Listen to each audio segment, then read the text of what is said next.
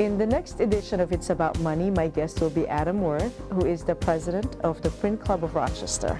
And stay tuned for the next edition of It's About Money.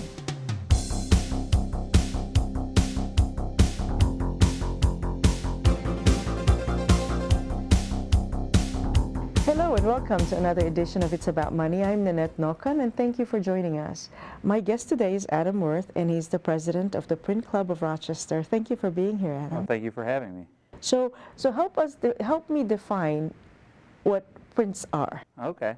Well, actually, in 2017, it's easier to kind of look at what prints are not, because there's an expanded definition of what print is, and it's continuing to evolve. So we look at prints as anything from photographic prints to digital prints, and then the more traditional styles of printmaking, which are hand-pulled prints, which consist of lithographs, etchings, screen prints or serigraphs, relief woodcuts, and a whole other bunch of different techniques.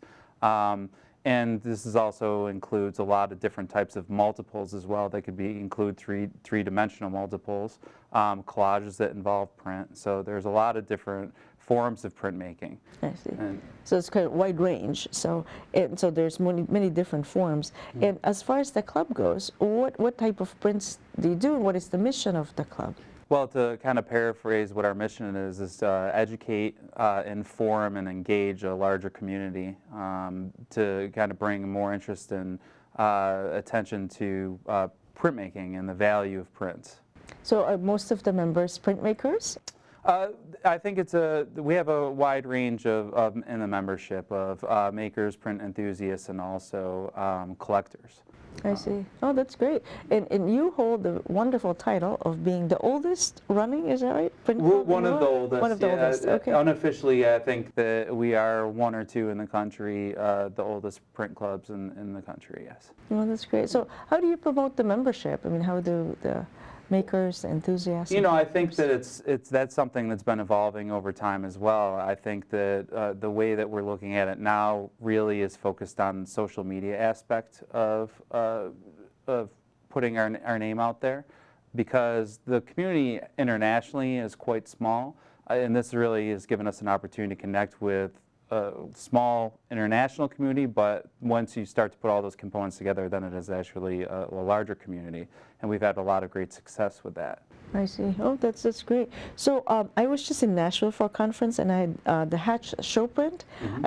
It's just really amazing. We saw the different machineries and that kind of thing, and I've never been to a print shop per se, and so I thought that was pretty interesting that they made the posters for the country music mostly, mm-hmm. and that kind of thing, and they had a museum and stuff like that. So, so what would you say is the secret sauce of the longevity of the Print Club of Rochester? Well, I think it's a passion for printmaking and an ongoing interest in that. Like through history, there has always been this connection to the multiple and being able to have information in the hands of multiple people instead of one museum having one painting or one drawing. Through printmaking and the multiple specifically, many people can enjoy and have access to those works. I think that one of the things that makes us unique is that we're always reinventing ourselves, and that's how we engage the membership and keep the membership interested. We've done that by offering new offerings and new programming, and continually looking at ways in which ways to keep the audience and membership interested and engaged. So recently you've had a featured printmaker. Mm-hmm. Tell me about that, because I had a chance to see that at Rochester Contemporary not so long ago. So every year since the beginning of the Print Club, we've commissioned an artist to create an edition for our membership. And that edition usually is between 85 and 100 prints. And the board of directors, again, this is something that's changed over time, how we select artists, but we look at a long list of potential artists to approach. And currently our ideas are related to developing a diverse archive of prints. So we identify somebody that's current in contemporary and it has a good reputation in the community, and we approached them to make it a special edition for the membership. This year's artist was Jeffrey Dell from Texas, who's done a lot of things internationally. He's really well known. He's a serigrapher, a screen printer, and does these really amazing works. And the work that he did for us was 14 layers. So each print is handled and printed 14 different times in order to result in this final image.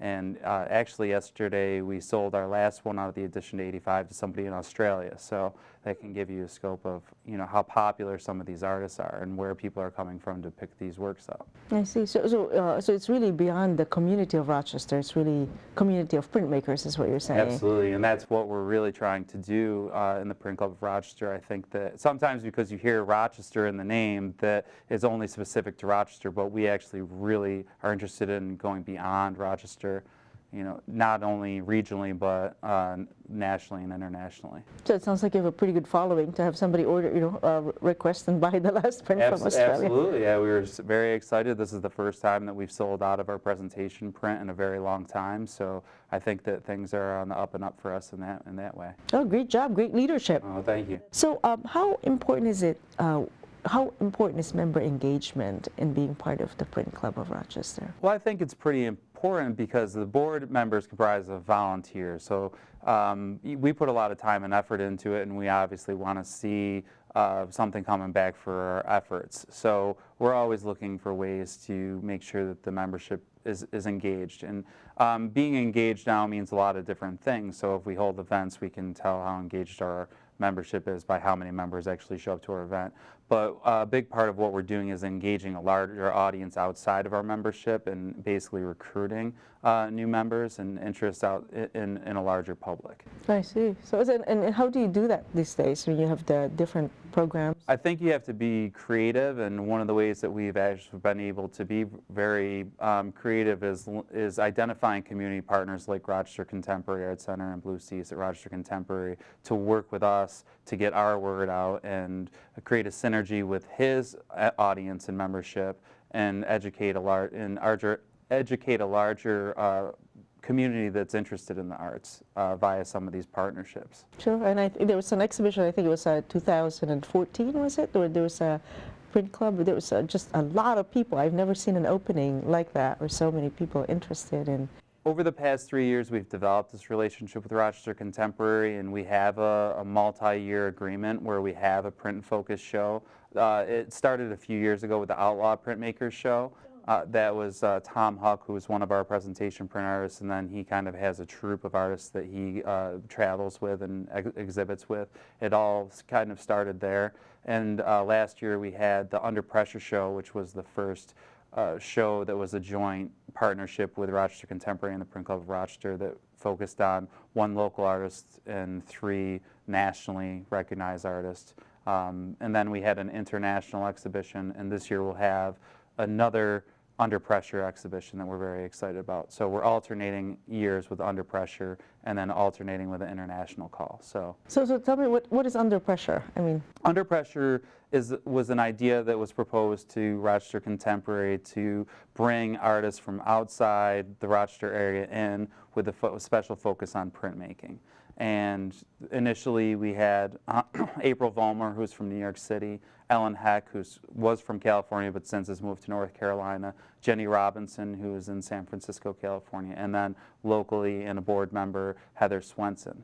And it's really a way to highlight a few artists that are working in a wide range of areas, subject matter, and also techniques to show the public what the possibilities are of printmaking. I see, that's remarkable. That's great. It's nice to have that organized way of doing it. So it's really good, and I think that we've been really effective at articulating that printmakers aren't just printmakers, they're actually artists first, and that printmaking is actually a tool. So that's one thing that we're really trying to educate the community to, because people hear print or printmaking and automatically make an assumption that it means it's a poster or it's something that you can buy from IKEA. And while there are relationships between those printed materials, we really use printmaking as a tool and the artist uses those tools in order to create, a larger dialogue. Yes, so it's really a medium of art that Correct, people, so people get confused, and like I didn't know that before I got to the exhibition to really understand what it's about. And it's a So, big challenge for us because people don't have a lot of time to dedicate to understanding all these different techniques in art.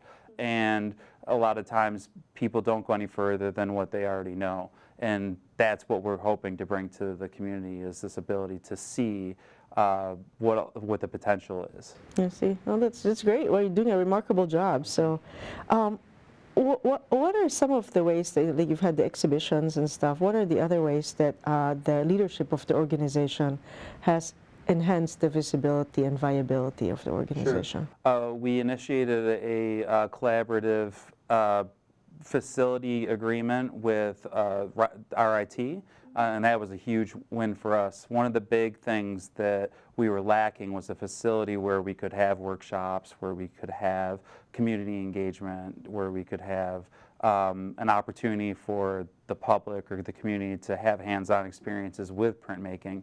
And through this partnership with RIT, we have that. We have use of their facilities on the weekends, Saturdays and Sundays, throughout the semester at a very nominal cost, but we also hold these workshops and demonstrations there on quite a regular basis. So that's one of the ways. But also a few other ways is we partner with specific events at Rochester Contemporary. So for 6x6, we would have a printmaking related event where people can come in and make their 6x6 work there for participation in that exhibition, which had over 5,000 entries this year. So that's a great way to have our brand visible to a larger community. And really just getting out there into the public, and again, social media has been very big for us, keeping fresh with that, and going to some of the conferences, some of the international conferences like Southern Graphics International Conference is a big one, and that's where we link up with a lot of these artists that we support and create some of these presentation prints for us. Oh, that's fantastic. I think that's remarkable. And sometimes, have you ever had an artist come to you and say, "We'd like to participate as a, or I'd like to participate as in the presentation, be the presentation artist"? I think that we're getting to that point now, but we just finished our selection for the 2018 artist, and we had so many names that the board members brought. That I'm not sure that we would be able. We consider every artist that wants to participate, surely, but there's a lot of talent out there. But we have drummed up a lot of interest from artists and collectors as well that are really kind of picked up on the special thing that we have going every year. That's great. Well, this year's print is beautiful. It's nice to hear that it's been sold out. That's great. Sometimes artists go above and beyond, and this year the artists really went above and beyond. And that's one of the problems with when you do something like a presentation print, is artists don't distill that to the dollar value, meaning that we pay X amount for an edition from that artist, which in the grand scheme of things might not be as much as they would get on the open market if they created an edition, but we offer a lot more for that artist: ongoing support, a huge promotional campaigns for these artists, and to be included in our archives, which is 86, and collected in some fantastic museums as well. So it gives the artists the ability to be associated with us and other institutions through that kind of partnership. So that's great. It's a win-win for everybody. absolutely. Right? Yeah, that's great. And we'll take a short break. My name is Nanette Nocken. It's About Money, and my guest is Adam Worth, who is the president of the Print Club of Rochester. We'll be right back. Right here in Germantown, we are creating and imagining worthy of the funky, positive, trailblazing energies of Sun Ra, Rufus Harley, and Sonia Sanchez. From cobblestones to corner stores, we're going to get Germantown folk talking about how the power of art can create the kind of progress that doesn't involve displacing people or dissing the local culture. I love Germantown. I dig its history, and I'm committed to its future as one of Philly's great neighborhoods. What could Germantown be in 2034? if we put our egos aside and our heads together. This is an act of collective imagination. Add yours.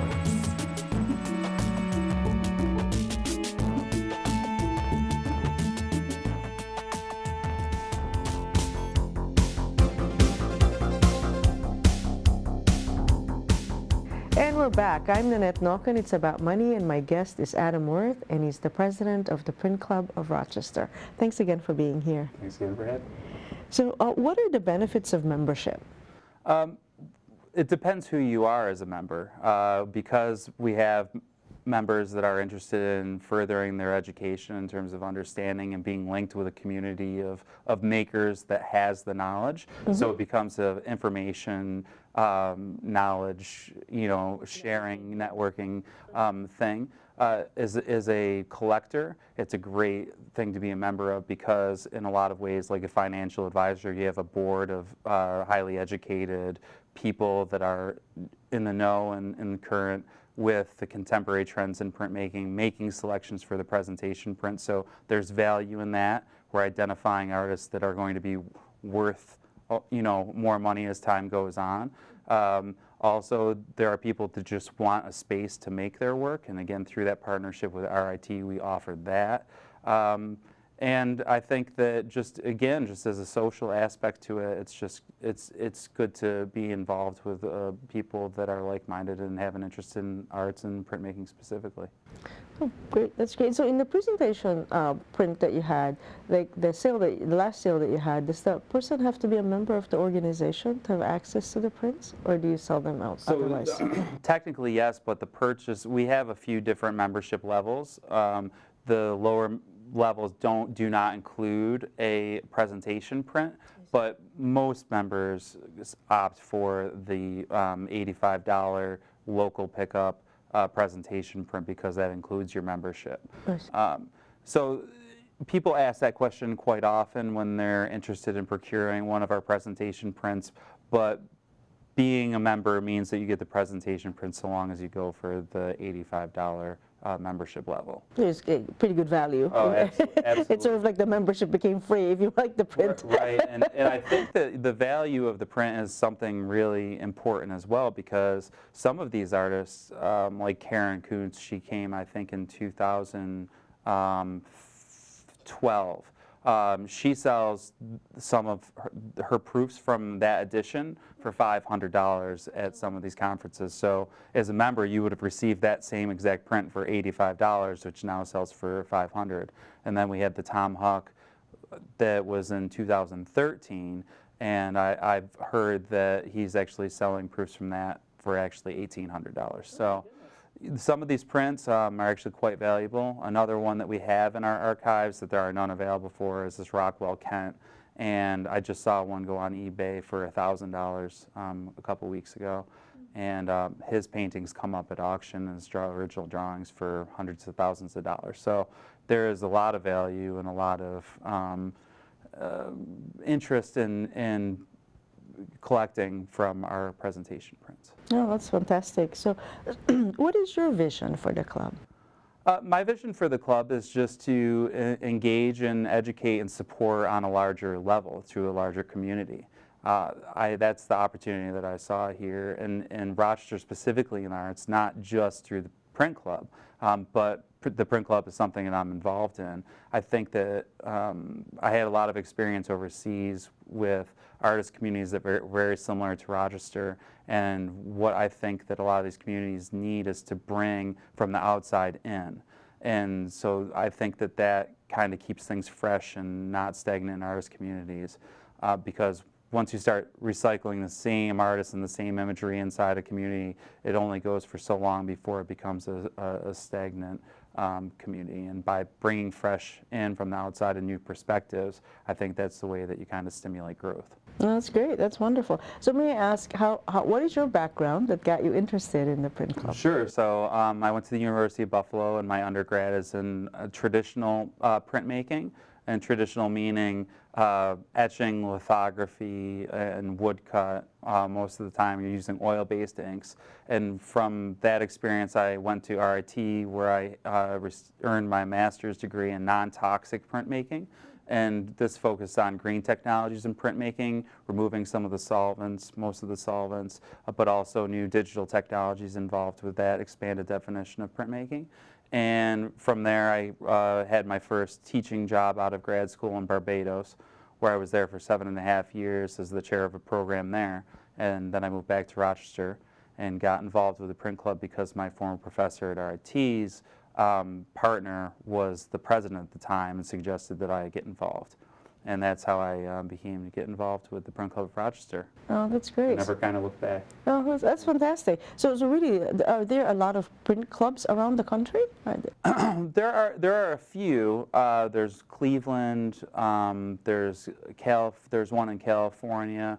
But a lot of them don't have the same type of visibility in the printmaking community, and I'm not sure why that is. And we've actually discussed about trying to partner up with some of these other print clubs to, again, expand our reach and connection with, with a larger community. Sure, give them some attention and Sure, then you expand absolutely. your reach. Yeah, Right. it's very creative. You had all these wonderful ideas.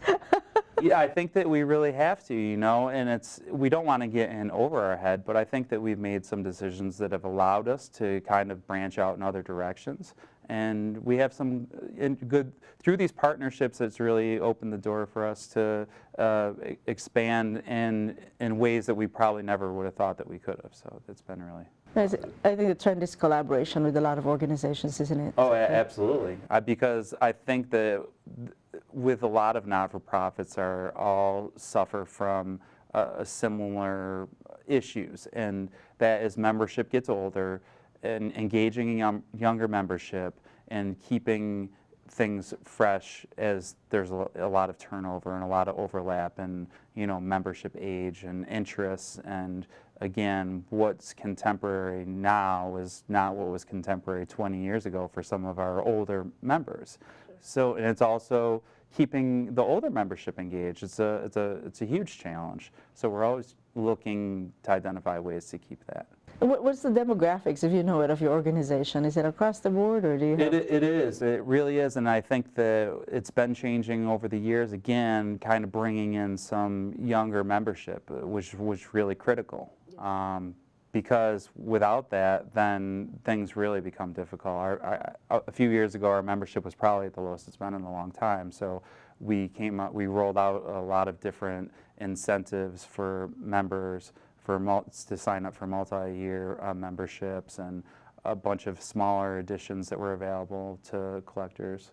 Oh, that's great. Yeah. It sounds like you've done a lot of innovative things to engage the young people, because a lot of organizations age, So. I think so, and I think that it's just being fiscally creative too. We operate on a very limited budget, so it's trying to find ways to do things cheaply and effectively, and that's really like the RIT partnership. Instead of us trying to locate a space, to rent a space, to get printmaking equipment on ourselves, which can be quite expensive, RIT has a world-class facility there, and it created, again, a synergy with them and a situation that actually works for both of us. Sure, because they probably don't use it that much in the weekends. So. Exactly. And do you get to attract the students? Because there's a print department, is there? Well, as an educator, one of the things that I was really interested in was partnership with RIT is creating opportunities for students. So some of the grad students would have opportunities to do demonstrations for our membership. We had our archivist right now, she was a graduate candidate at Syracuse University, so this offered her an opportunity to participate with the print club, and she in turn went through our archives and organized them professionally, which had never been done. So we're always looking to help others and for others to help us too, just developing those relationships. Oh, sure, great for her, because it's part of her resume to be the archivist for. And as an educator and somebody that came through that super competitive field, it is so important, to make the networking connections, but also to have the opportunity. So that's what we're really interested in as well. So what about the prints from the past when you have the featured artists? Do you have an inventory of prints then that has to be housed somewhere? Do you guys have an office space or kind of rent it out, or how do you? So, you know, as time goes on and our membership turns over, so does the board of directors. We had a home for the prints for a long time. There was some turnover there, so the prints have been moved around a bit. Currently, this is one of the things that we're working on, is identifying a space. I think that we're in a position now where we can actually look into finding a more permanent home for the archives. So that's what we're working on currently, and hopefully the solution is right in the near future. Because it's problematic when these things move around quite a bit. It's work on paper, and you just don't really want to be moving around too often. Oh, sure, moisture, whatever, Yeah. crinkle, whatever, Absolutely. folding. It's a Yeah. lot of risk. Just Yeah. any paper I just Yeah. walk around with, Yeah, I could definitely. really ruin that. So anything else that you'd like to share with with our audience about the Print Club of Rochester? You know, I think that I would just ask that any members of the community come out to one of our events. Under Pressure is coming to Rochester Contemporary the first Friday in September, which I believe is September 1st. We have 4 amazing artists. We have Sean Caulfield, who's from British Columbia, who does these amazing large-scale woodcuts. We have Nicholas Ruth, who's local. He's a professor at Hobart William Smith, and he does these amazing screen prints and monotypes. We also have Mike DeLucia, who was a Rochester native. He was born here, but is currently in New York City, and he really kind of teeters on pushing the limits of what print and printmaking is. And finally, we have Jeffrey Dell, who is our presentation print artist from this year, who does all these amazing screen prints on synthetic paper, so there's a little bit of a twist there. So it's going to be a fantastic exhibition.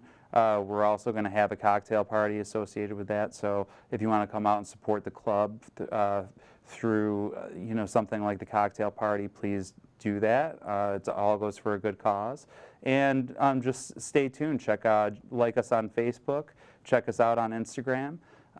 Don't be afraid to ask any questions. We really like to present ourselves as an accessible organization that loves to include people and answer questions, so we can further our effort to educate and inform, and I think that's about it. That's great. That's wonderful. Thank you. I think you've done a great job with the organization, and it's really a gem in our community, not as well known as it could be, but around the world, we're in the print business, it's a pretty big thing. So Sure. that's great. Thank you very much. Thank you so much, Adam. All right. Appreciate it. Yeah, thank you.